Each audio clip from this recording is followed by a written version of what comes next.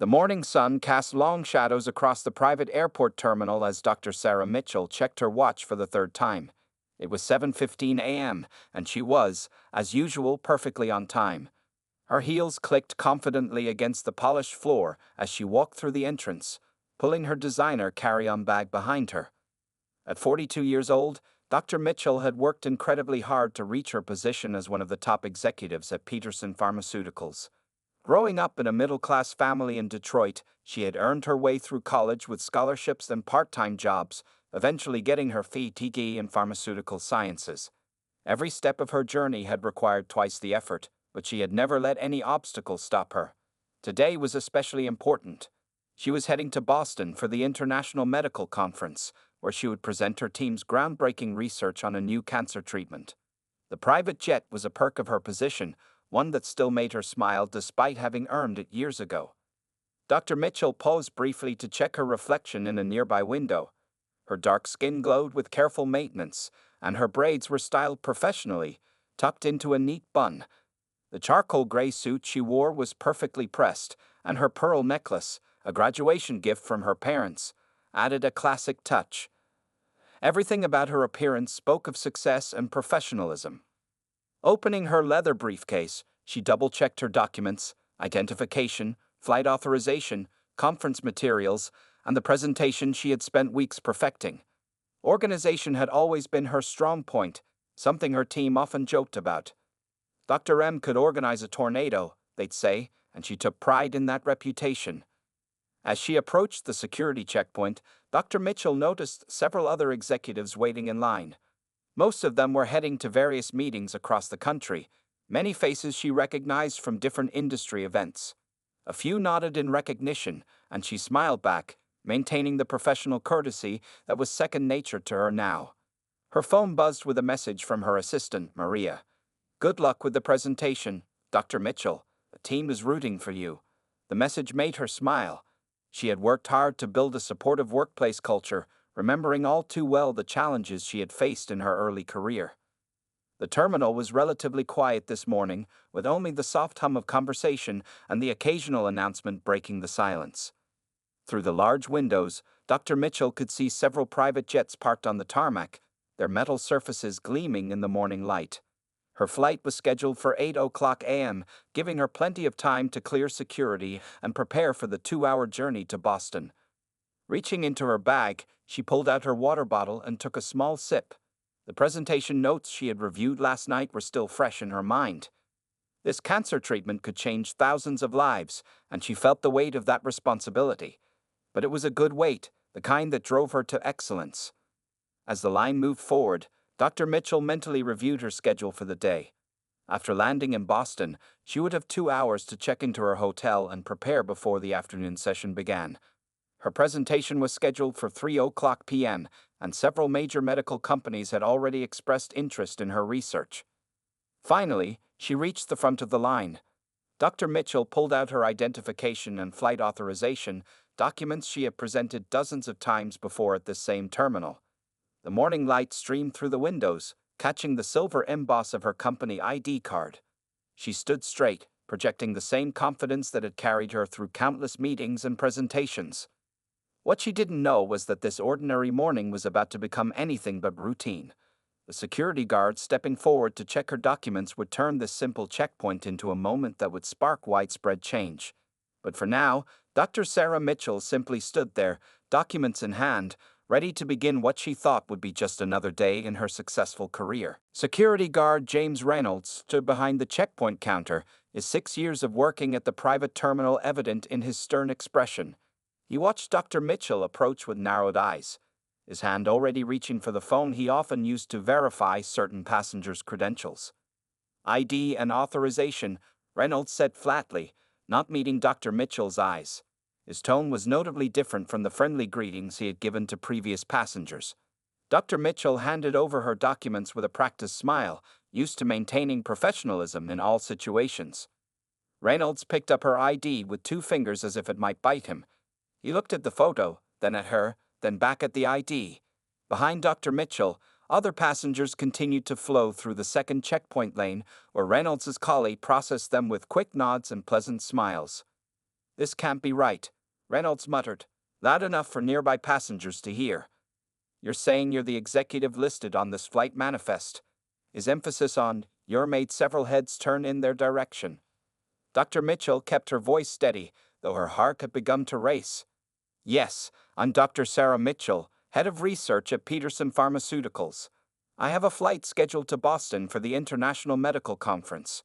She pulled out additional business cards and her conference invitation. Reynolds pushed the extra documents aside without looking at them. I'll need to make some calls to verify this. Please step aside. He gestured to a bench far from the checkpoint, where the morning sun would beam directly into the eyes of anyone sitting there. That won't be necessary, Dr. Mitchell replied calmly.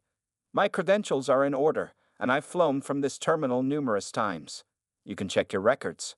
She stood her ground, briefcase held firmly in one hand. A small crowd had begun to gather, keeping a careful distance but watching with obvious interest. Among them was Angela Torres, a new customer service representative who had her phone partially hidden behind a clipboard as she recorded the interaction. Ma'am, Reynolds said, his voice rising, if you don't step aside, I'll have to call security. The irony of a security guard threatening to call security was not lost on the onlookers, several of whom had their phones out now. I am a security concern, Dr. Mitchell asked, her professional tone intact but with steel beneath it. Please explain exactly what about my valid ID, flight authorization, and business credentials concerns you.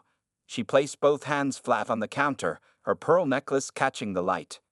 Reynolds's face reddened.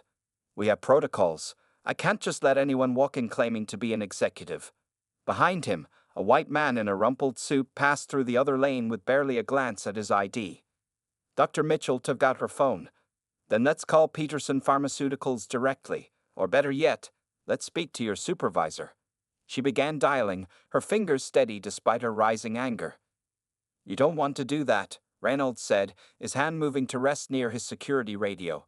This is a secure area. Phone use isn't allowed at the checkpoint. This was a clear lie. Other passengers were openly using their phones just feet away. The tension in the terminal had become palpable.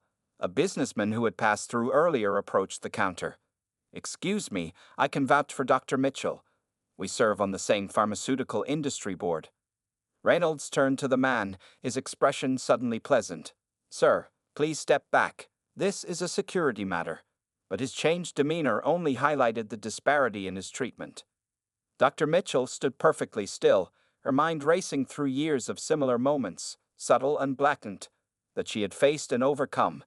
But this time felt different. This time there were witnesses. This time she had more than just her word against his. What neither Reynolds nor Dr. Mitchell knew was that Angela Torres's recording had already been sent to Thomas Warren, the head of airport security, along with an urgent message about the situation unfolding at the checkpoint. In less than 2 minutes, this confrontation would take a turn that neither of them expected. Angela Torres had only been working at the private terminal for 3 weeks, but she knew wrong when she saw it. Standing near the water fountain, she kept her phone steady while pretending to review documents on her clipboard. Her heart pounded as she recorded Reynolds's discriminatory behavior, her finger hovering over the send button in her messaging app.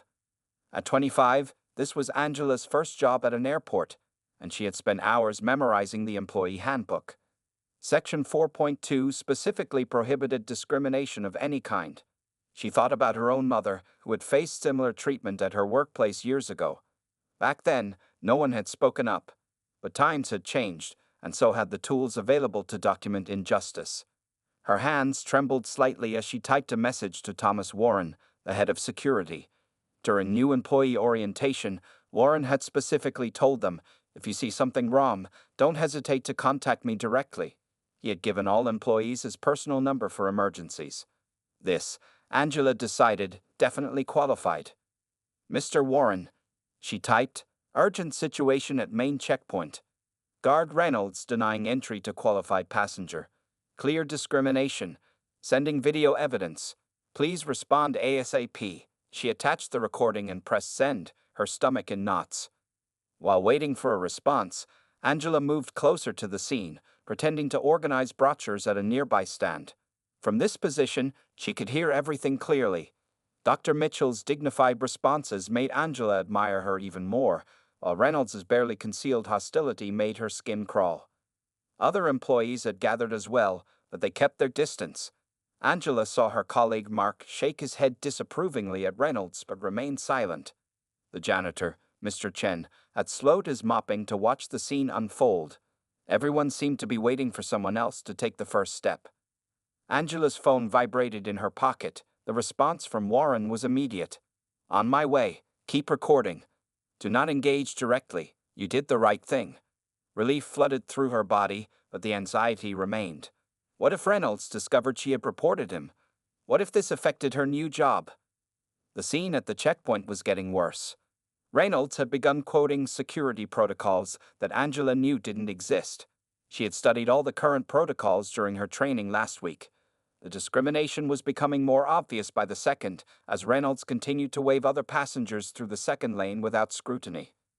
Angela watched Dr. Mitchell closely, amazed by her composure. Despite Reynolds's provocations, the executive maintained her professional demeanor, though Angela could see her gripping her briefcase handle tighter with each passing moment. The pearl necklace at her throat rose and fell with controlled breaths. More passengers had gathered now, creating a tense atmosphere in the usually peaceful terminal. Angela noticed some of them exchanging business cards with Dr. Mitchell, clearly intending to act as witnesses. Others were openly filming the incident on their phones, their expressions a mix of concern and disapproval. Through the terminal's windows, Angela spotted Thomas Warren's figure approaching rapidly from the security office. His face was set in a grim expression she had never seen before. In his hand was his phone, likely reviewing the video she had sent. The next few moments would be crucial. Angela continued recording, knowing that every second of footage might be important. She thought about her mother again, who had always told her, "Sometimes being brave means being scared, but doing the right thing anyway."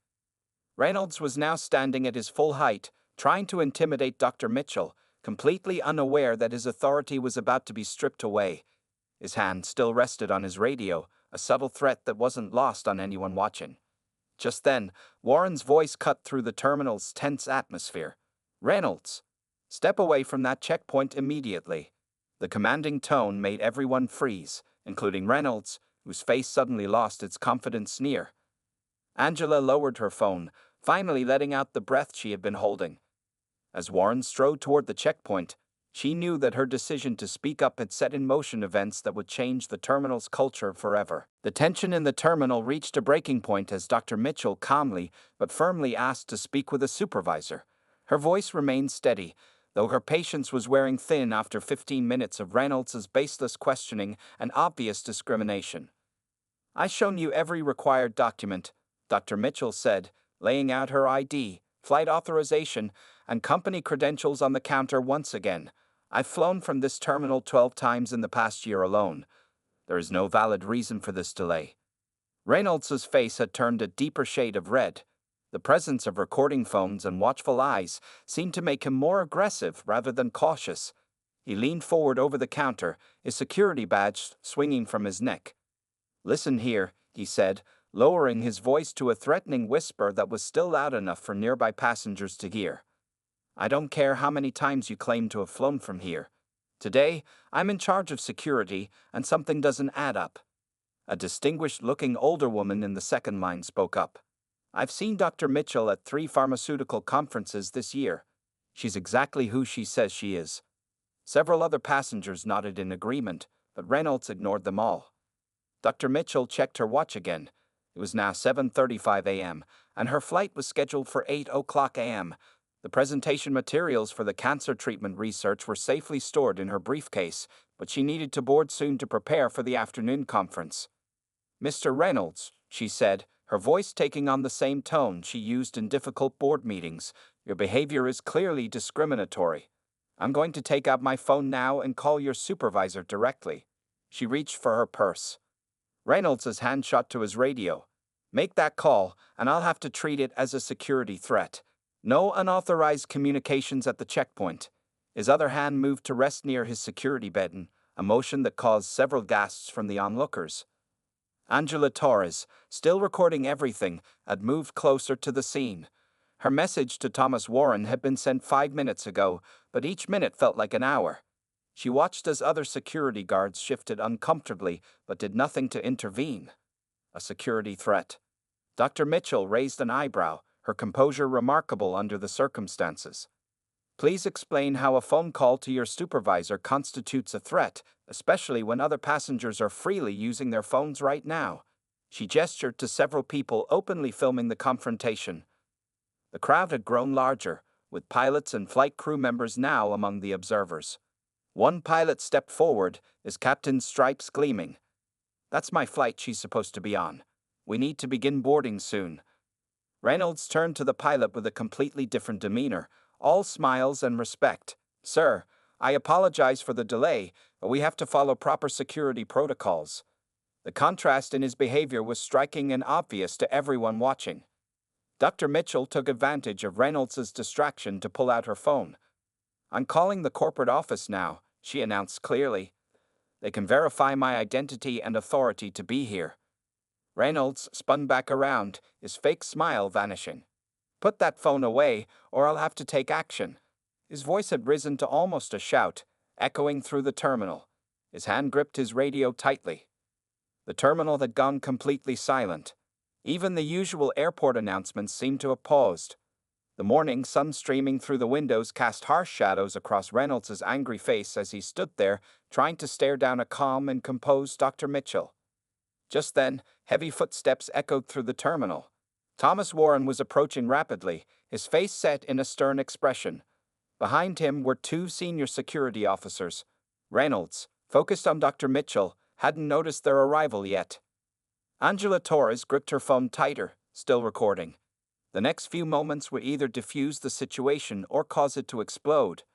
The air in the terminal felt electric with tension as Warren's footsteps grew closer, and Reynolds' hand moved again toward his security baton. Thomas Warren's voice cut through the terminal like a thunderclap. Reynolds, stand down immediately. His commanding tone froze everyone in place, including Reynolds, whose hand was still hovering near his security baton. Warren, a tall man in his 50s with graying hair and the confident walk of someone used to handling crises, strode directly to the checkpoint. Before becoming head of airport security, he had spent 15 years as a civil rights attorney. The moment he had perceived Angela's video, he knew exactly what he was dealing with. Step away from the counter, Reynolds, Warren ordered, his voice leaving no room for argument.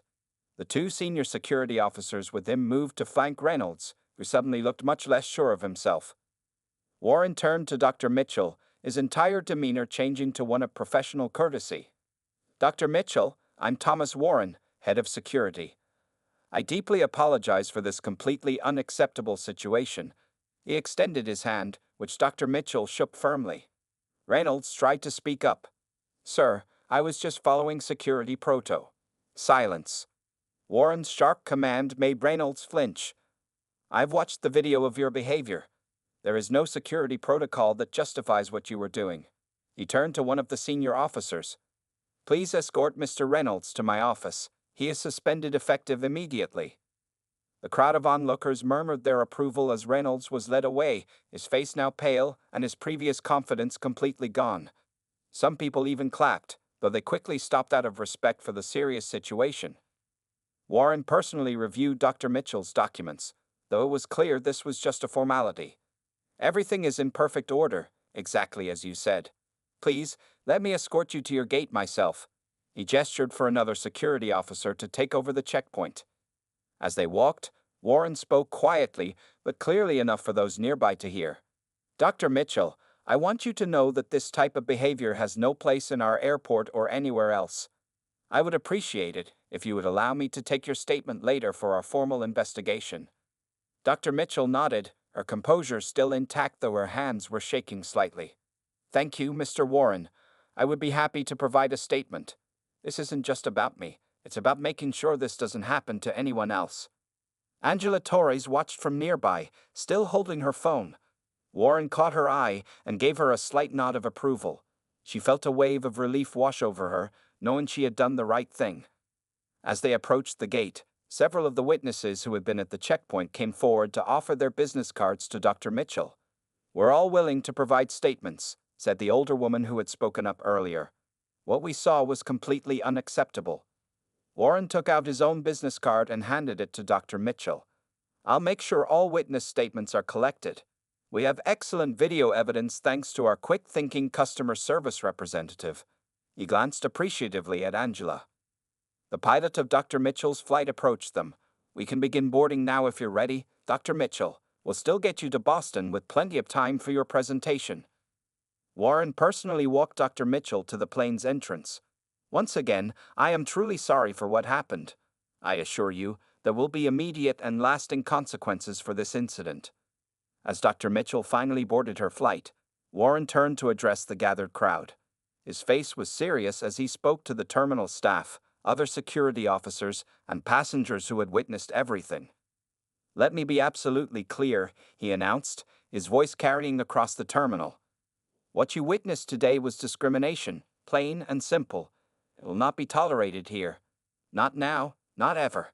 Anyone who engages in similar behavior will face immediate termination. The morning sun now filled the terminal completely, highlighting the faces of everyone who had witnessed this moment of accountability. As Warren walked back to his office, where Reynolds waited to face the consequences of his actions, the regular buzz of airport activity slowly resumed. But something had changed in the terminal's atmosphere. A clear message had been sent about what kind of behavior would and would not be tolerated in this workplace. As Dr. Mitchell settled into her seat on the private jet, her hands still trembled slightly as she placed her briefcase in the overhead compartment. The flight attendant, having witnessed the scene in the terminal, immediately brought her a glass of water and a warm blanket. Dr. Mitchell, the flight attendant said kindly, is there anything else you need? We can delay takeoff for a few minutes if you'd like to catch your breath.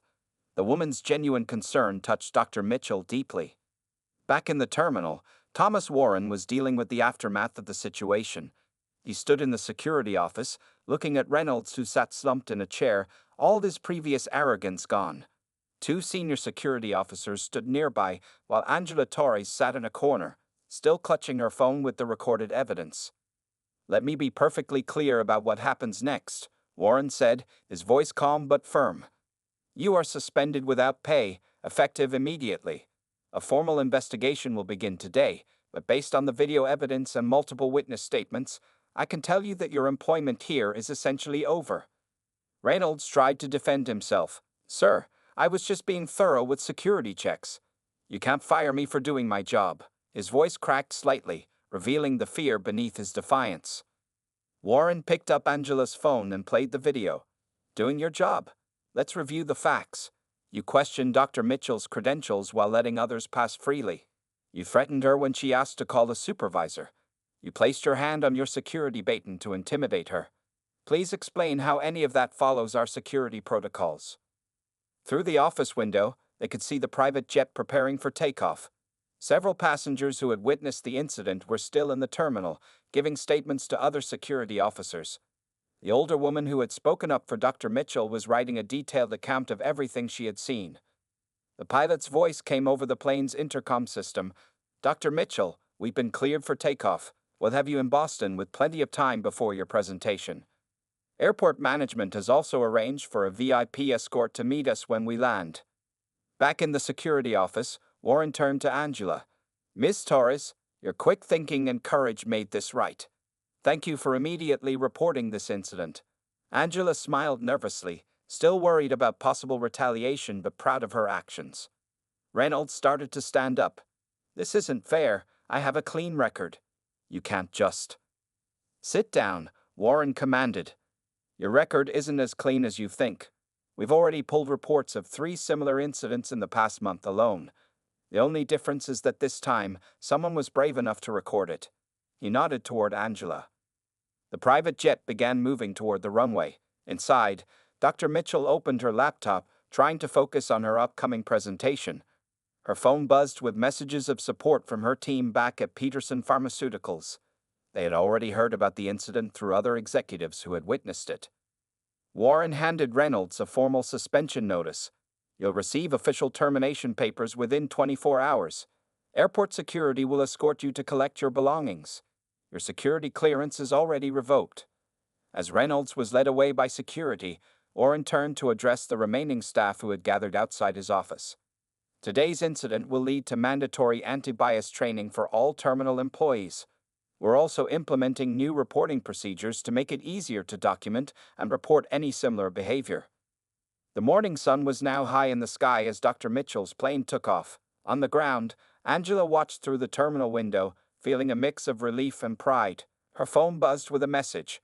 Warren had recommended her for a promotion to the newly created position of Customer Advocacy Supervisor.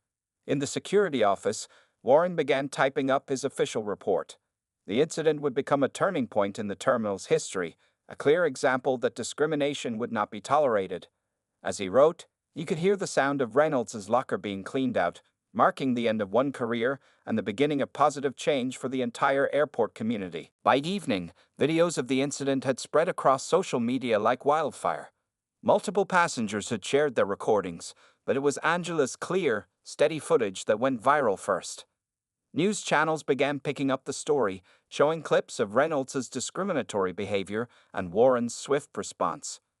Dr. Mitchell's presentation at the Boston Medical Conference had gone perfectly. As she checked her phone afterward, she was surprised to find thousands of notifications.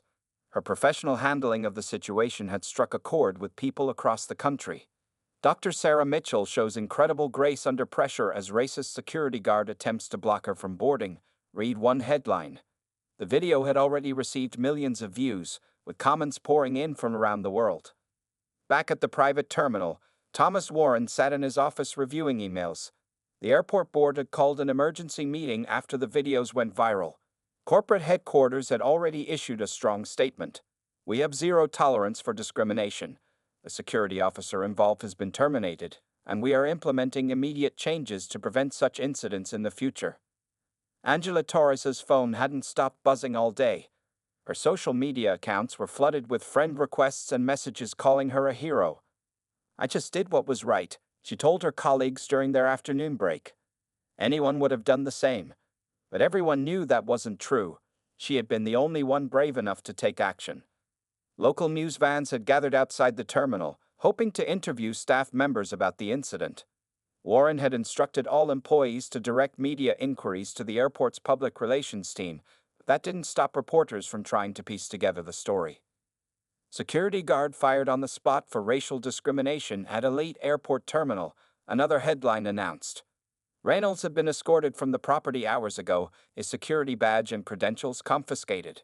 His attempts to defend his actions in a social media post had backfired badly, leading to even more criticism. The airport's HR department worked overtime, reviewing security footage from Reynolds's previous shifts. They discovered a pattern of discriminatory behavior that had gone unreported. Several minority passengers had been subjected to extra scrutiny, delayed, or harassed, but until now, no one had documented it so clearly. Dr. Mitchell's pharmaceutical company issued their own statement. We stand firmly with Dr. Mitchell and applaud the airport's swift action. Our employees deserve to be treated with respect regardless of their race, gender, or background. Back in Boston, as Dr. Mitchell prepared to return home, she received a call from a major morning news show requesting an interview. After careful consideration, she agreed, seeing an opportunity to turn this negative experience into something positive for others. Warren's phone rang again. It was the airport board. They wanted to use this incident as a catalyst for change. We need to overhaul our entire training program, the board chairman said, and we want you to lead the effort. Warren looked at the draft of new security protocols on his desk and smiled. He had been pushing for these changes for months. Angel Torres left work that evening to find reporters waiting in the parking lot. She politely declined to comment, but felt proud knowing her actions had helped expose and stop discrimination. Her mother called, crying with pride after seeing her daughter praised on the evening news. Social media continued to buzz with discussions about the incident. Workplace discrimination hashtags trended nationwide, with many people sharing their own similar experiences.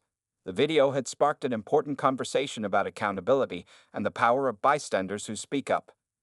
Late that night, Dr. Mitchell sat in her hotel room, reading through messages of support from colleagues, strangers, and even some of the passengers who had witnessed the incident. Tomorrow's morning show interview would give her a platform to address workplace discrimination on a national stage. The airport terminal had returned to its normal routine, but things were different now. Employees walked with new awareness, security guards showed extra courtesy to every passenger, and Angela's desk had a small nameplate identifying her as the new customer advocacy supervisor. Sometimes it took just one person's courage to create lasting change. 1 month after the incident, Dr. Sarah Mitchell stood at a podium in the private terminal's main conference room. The space was packed with airport staff, security personnel, and corporate executives. She had been invited to give the keynote speech at the launch of the terminal's new diversity and inclusion program. Change happens when brave people stand up, Dr. Mitchell began, smiling at Angela Torres, who sat in the front row. Lasting change happens when institutions support those brave people and take concrete action. The room broke into applause, with Thomas Warren nodding in agreement from his seat on the stage. The terminal had undergone significant changes in the past month. New security cameras had been installed at all checkpoints, each with direct feeds to Warren's office. Every security guard now wore body cameras, and clear signs informed passengers of their rights and the proper procedures for reporting discrimination. Angela's new position as customer advocacy supervisor came with real authority. She had already built a team of 5 representatives who monitored customer treatment and responded to complaints. Their desk near the main checkpoint served as a visible reminder that someone was always watching out for passengers' rights.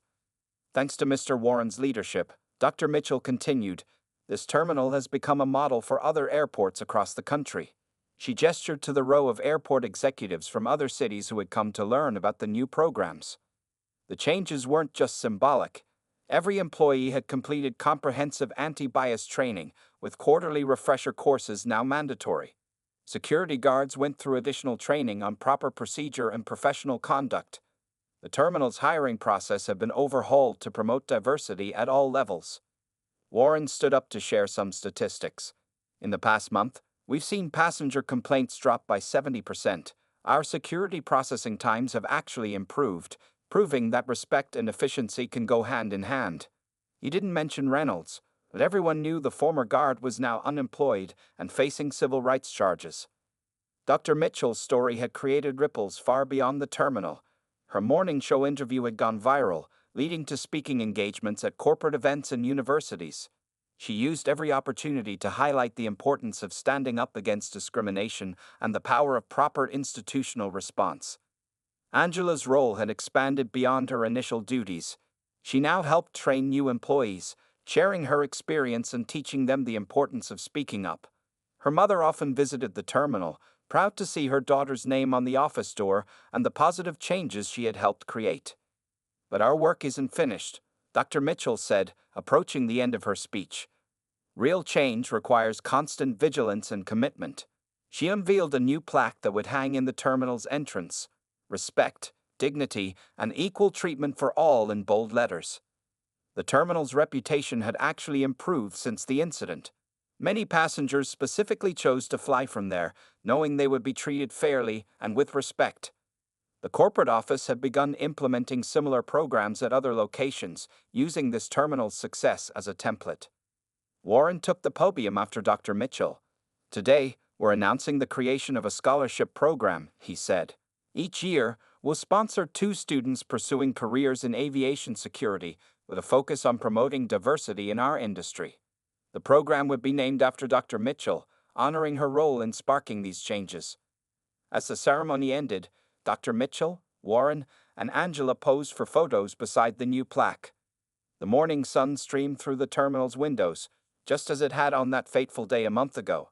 But now it illuminated a very different workplace, one where respect and equality weren't just words in a manual, but principles in action. The story of what happened that morning continued to be shared during every new employee orientation. It served as both a warning and an inspiration, a reminder that one person's courage to do the right thing, supported by strong leadership and institutional commitment, could create lasting positive change. As Dr. Mitchell prepared to board her flight home that evening, she smiled at the new security team who checked her credentials quickly and professionally.